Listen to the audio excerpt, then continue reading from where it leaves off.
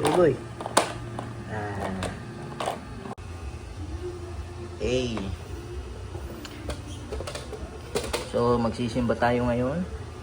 Magbabawas ng kasalanan. Lahat ng nagsisimba walang kasalanan. Yeah. Kaya tayo magsisimba kasi magbabawas lang. So, bagong shoes, bagong pants, yeah. Bagong t-shirt. Oh. Uniqlo.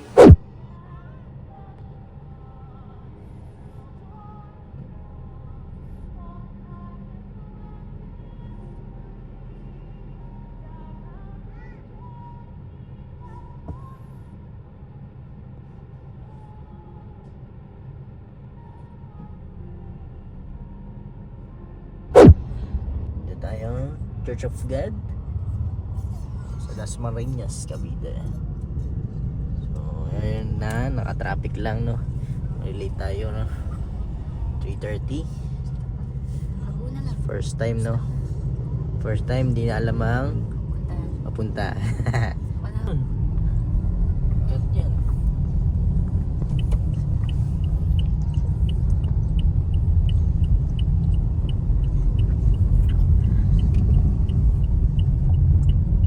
Keep intersection.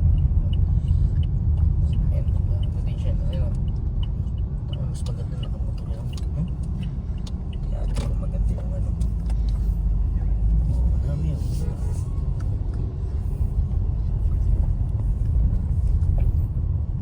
Parking. Dito ka.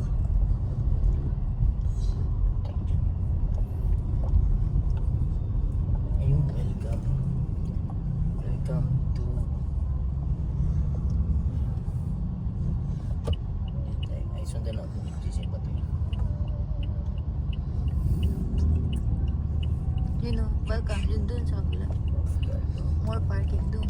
Sa Ford Park. Ayun dun sila. Kasi nandun mo yung kotse. Skip ka na dyan.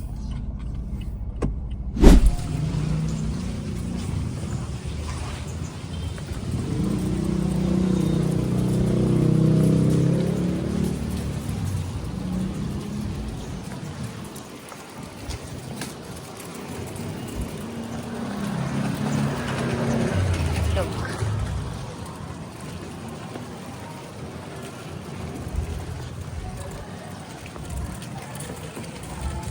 Church of God Missions Philippines, Las Marinas.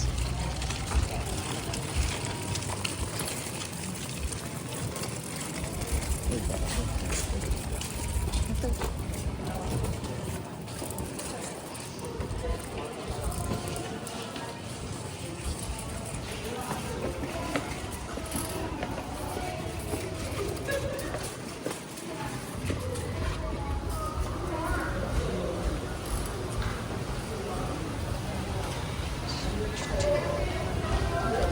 Ito, first time here. First time.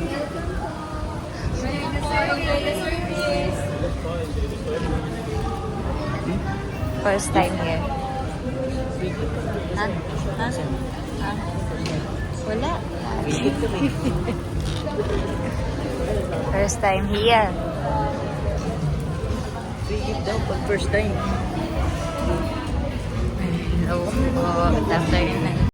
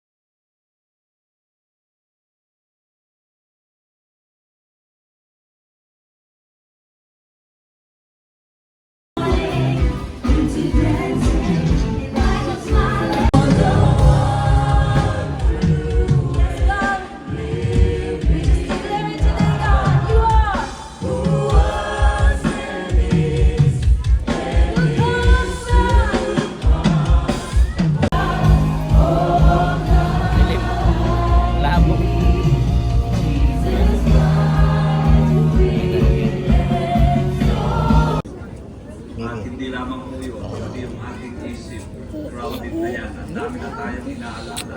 Abyo. Iniisip na natin kung sino yung mga pinagbibigyan natin, pagbibigyan natin ngayong Pasko at ano yung ibibigay. You are distracted, you are burdened by many things. Maraming bagay ang gumugulo sa isipan mo. At kung mayroon ka mang nakikita pa dyan sa katabi mo or sa kapatiran mo na akala ko ba binago to ni Jesus Christ? Ba't hindi pa rin?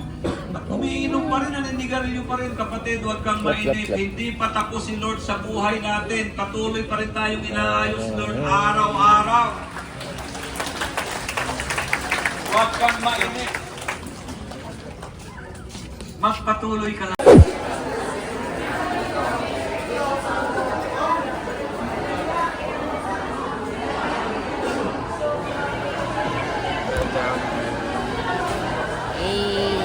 Hey, first time.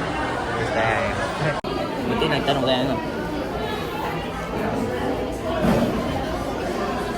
Tuturuan ka ata.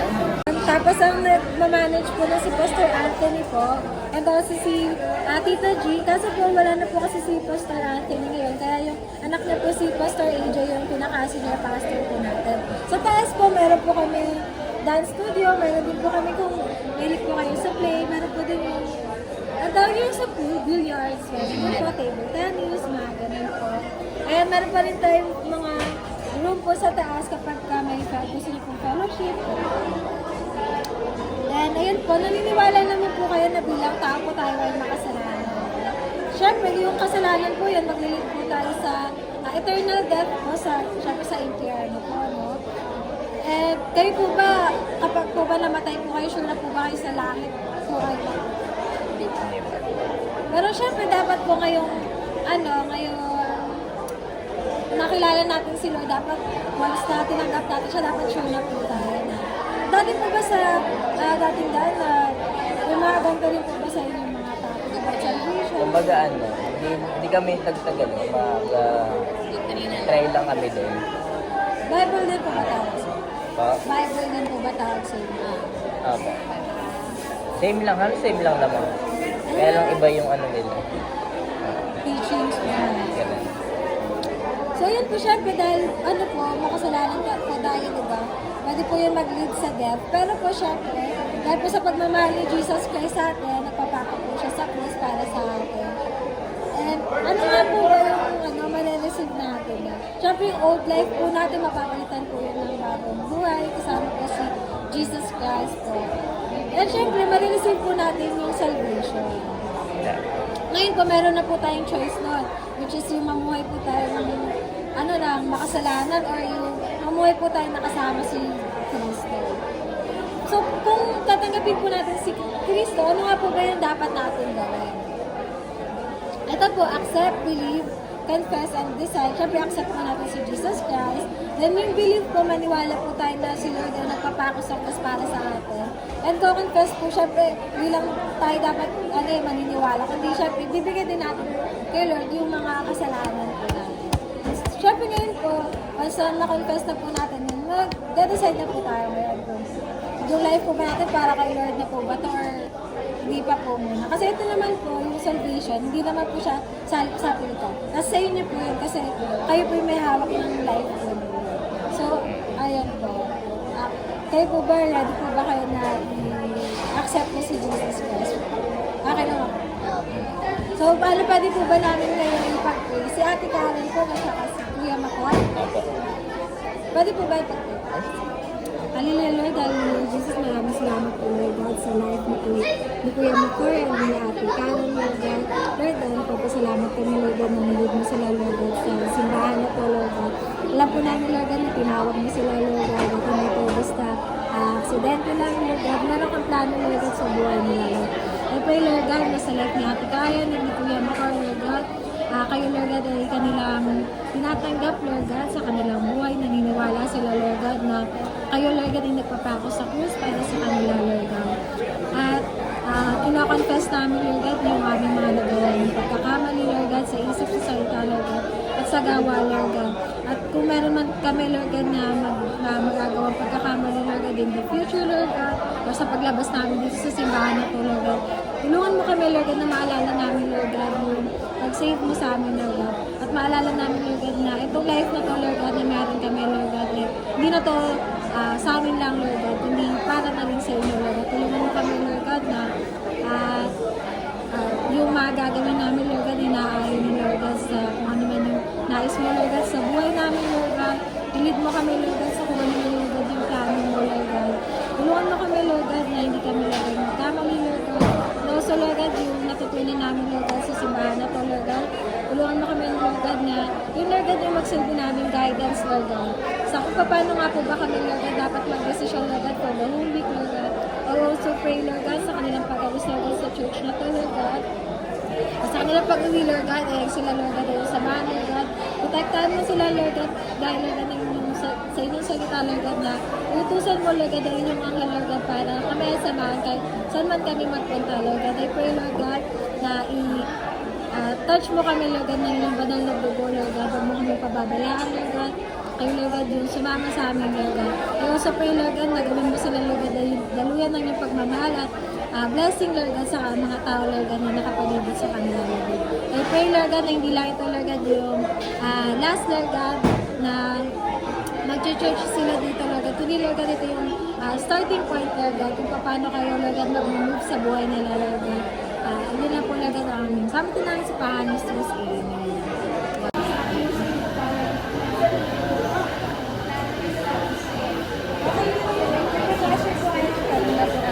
Yung muna. Baby no.